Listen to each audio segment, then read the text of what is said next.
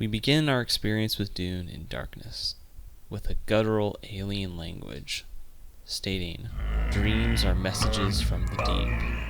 Any sci-fi head will see the homage here to 2001: A Space Odyssey, which also starts in darkness before even the credits roll. And while this is a nod to sci-fi filmmaking, it's also a rebellion against Dune's source material. There is no quote like this in the book. The book doesn't go into the Sardaukar all that much, honestly. Herbert doesn't say they have a religion, deep thoughts, or even their own language. They are pretty much just the Imperial's army. To Dune heads who read the book, they could have two reactions to this.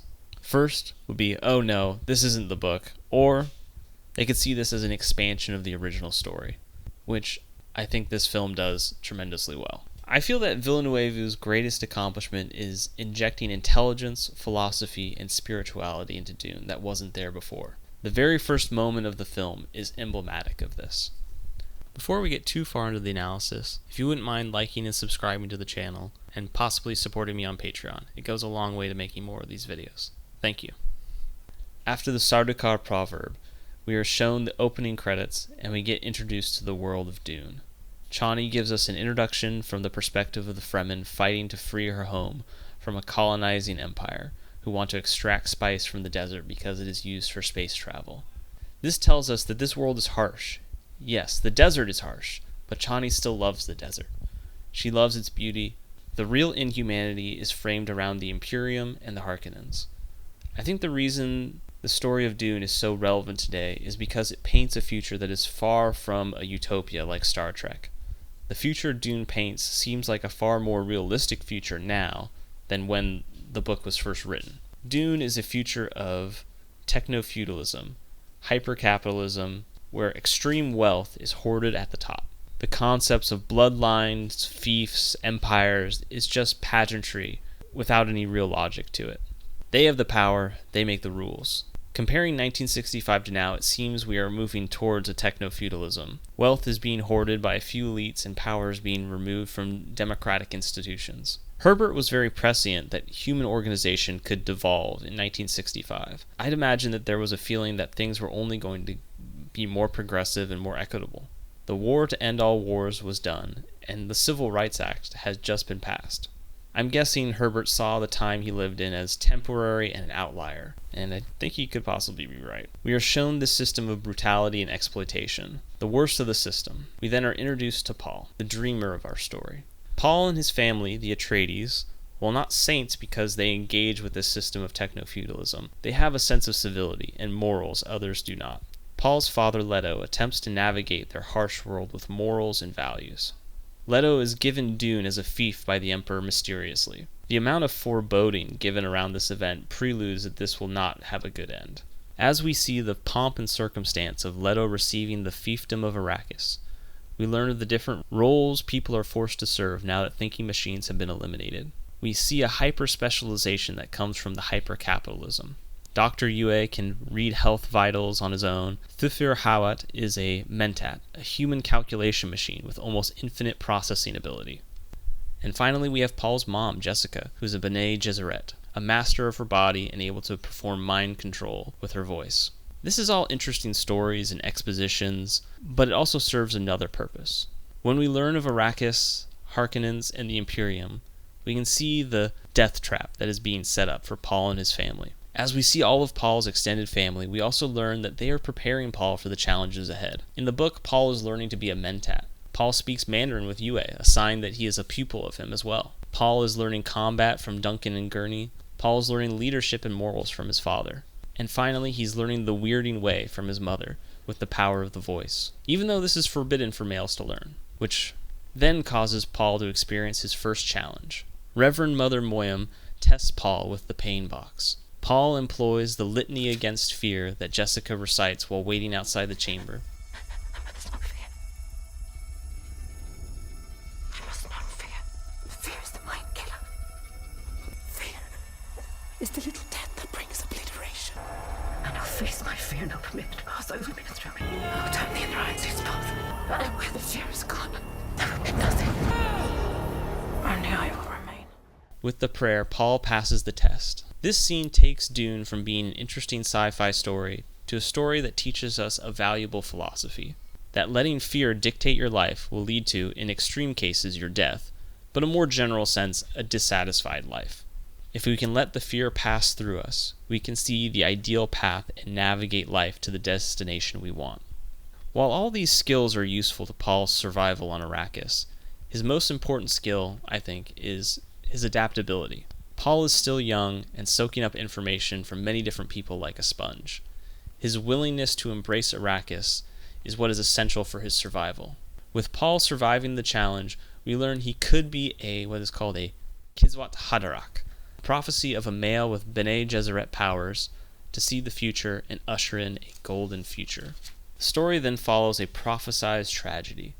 Leto is betrayed by Dr. Yue. The Harkonnens, with the help of the Sardaukar, take back Arrakis and kill Leto. Paul and Jessica are able to escape their captors and find themselves in a tent in the middle of the desert. The horror and pain Paul experiences is far beyond what the pain box did to him. In this stressful state and surrounded by spice, Paul's prescience is unlocked. What was once a dream has become a vision. Paul sees the golden path, a path that will lead to him and his mother's survival, as well as the revenge on his enemies that he seeks. But he sees more than that. Paul sees that this leads to a holy war that consumes the universe. We have now moved on from dreams and philosophies to prophecies and religion. A casual acknowledgement will no longer cut it. To survive this ordeal, there must be a fanatical devotion. And I think this is a great example of how religions are born. They aren't born out of desire, but out of necessity to survive. Paul will need to let go of the horrors, let the fear pass over him, so he can see the path, and that the path is embracing the Fremen, their culture, and fulfilling their religion. Paul will need to embrace it just as much as they do, because both Paul and the Fremen do it out of necessity. While escaping the Sardaukar, Paul is given another vision, voices telling Paul to see the friend. Then we are shown a Fremen talking to us. The mystery of life isn't a problem to be solved, but a reality to experience. A process that cannot be understood by stopping it. We must move with the flow of the process. We must join it. We must flow with it. This is true for Paul. As he is dealing with this new prescience, he learns that he cannot hyper-analyze all of the possible paths, but he must flow with the prescience in real time. This is also applicable to us as a lesson in life, as being in a state of flow in our own lives. To be one with the present, not to be lost in the past, and not to worry of the future, to not fear and experience the little death that leads to pure obliteration, but to exist only as what you are right now, and flow with life, and flow with the life you are currently experiencing. Dune is showing us a practical, psychological, and religious practice for our lives. This is art with a profound message for the viewer. Paul's next vision, once they are out of the Ornithopter, is Paul and Chani seeing how a mouse survives in the desert. We then see the friend again, and he tells Paul he has much to learn of the desert, and he will show him. The vision is telling Paul he must be willing to adapt and learn to survive. Another lesson is imparted on Paul when he and Jessica escape the worm and come face to face with it. In a situation where everything seems to be going wrong, the worm spares them. The worms are gods to the Fremen, Shai-Hulud, so this could be seen as a favorable sign from Shai-Hulud. But I think the worms represent the unknowable other, the will of the universe itself, and I think that this is a sign of ambivalence to them, which can be definitely seen as a positive when everyone else is trying to kill you. Paul and Jessica finally encounter the Fremen. Paul finally sees the people that he's been seeing in his visions. He sees Chani and his friend. His friend is Jamis. But Jamis isn't too friendly and demands a duel. Before the duel, Paul sees another vision, this one of Jamis killing Paul in the duel. The voice is telling Paul that to kill one must die themselves. With Paul's prescience, he can experience all the ways he will fail and die before he sees the golden path where he succeeds. While Jamis isn't friendly in this reality, he is a cosmic friend. In another timeline, Jamis is a mentor to Paul, which Paul experiences with his prescience. And in this timeline, Jamis dies for Paul, so that Paul can be accepted into the Fremen, a life for a life. Paul in this moment learns the way of the desert from Jamis, kill or be killed. The Paul we know dies after this duel, and Paul the Kiswat Haderach emerges. After Jamis' death and Paul's acceptance into the Fremen, their group is on its way to the Sietch Tabir. And Chani tells them, This is only the beginning. Paul will need to continue on the golden path, for the better or worse. His path leads into the desert. I think it goes without saying that Villeneuve's Dune is a true masterpiece. It's early to say, but I think it could be one of the greatest films ever made. I think that the truly groundbreaking thing Villeneuve accomplishes is revealing to us the use for religion and spirituality in the future. Religion as we commonly know it today has been quickly losing relevance over the last 100 years. It is old and has too little of a bearing on what we deal with today. Also, the leaders of most religious organizations are ingrained in the same power structures that rule over us. Villeneuve shows us that as capitalism becomes more and more hyper-capitalism to the point of becoming techno-feudalism, religion and spirituality will be needed to subvert the atheistic tech overlords. I'm not saying in a literal sense we all must become Fremen and worship Paul, but we will need this form of religion and spirituality to overcome the harsh world that hyper-capitalism will impose on us.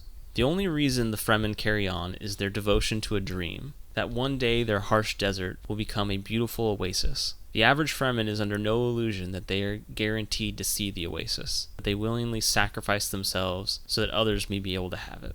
I would also say this film is a masterpiece on a technical level as well, specifically with the sound design, the score, and the sound mixing. The score mixes diegetic and non-diegetic sounds in such a way that the two overlap with one another and you don't know which is which helps create this dream state that Paul is experiencing.